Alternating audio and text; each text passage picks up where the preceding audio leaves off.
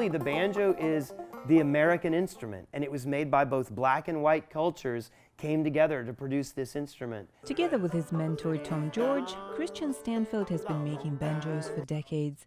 Their workshop is located about an hour's drive from Memphis. Wooden parts, strings, metal rings, and peg heads. Visitors see hundreds of small details and parts because everything is done by hand. There are two distinct parts. There's the round part, which we call the rim. It's actually called the pot when it's got all of its parts on it. The rim is just the wood part. But you have the round part and you have the straight part, and they're made separately.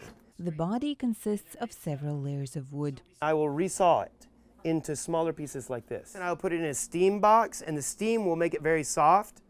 And then I will put it in this form, and it will actually be able to bend without breaking. It'll bend around this. And I will put one layer inside and another layer inside, and I cut a little joint on it so that it gets flush.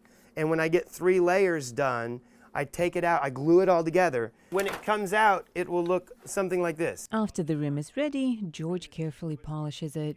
Years ago, he taught Stanfield the secrets of banjo making. Back then, Stanfield just got back to Memphis from Washington, D.C. and stumbled upon a folklore dance party.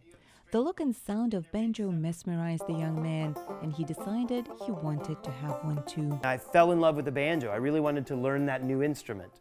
So I borrowed a banjo from him for 2 or 3 months, and when I was ready to get a banjo of my own, he recommended Tommy to me. He said, you know, don't buy a banjo on the internet or in a store. You can actually, there's a guy in Fayette County who builds them. I just like to make things, and woodworking, banjos, furniture, whatever. Tom George is one of the best-known banjo makers in America, and he knows a true passion for banjos when he sees one. When Stanfield asked to become his student, he immediately agreed. I would come over, and his wife would cook dinner, and we would eat dinner, and then we would go out in the shop and work for a couple of hours. And in 3 months, I had a banjo that I had made myself. As for George, he had to learn the craft all on his own.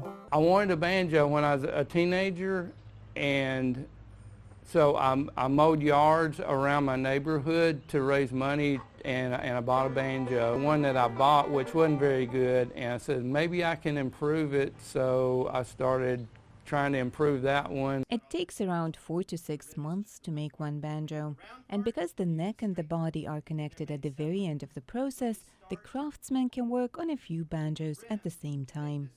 And in the spare time, do what they love dearly, play the banjo. For Lesia Bakalets in Memphis, Tennessee, Anna Rice, VOA News.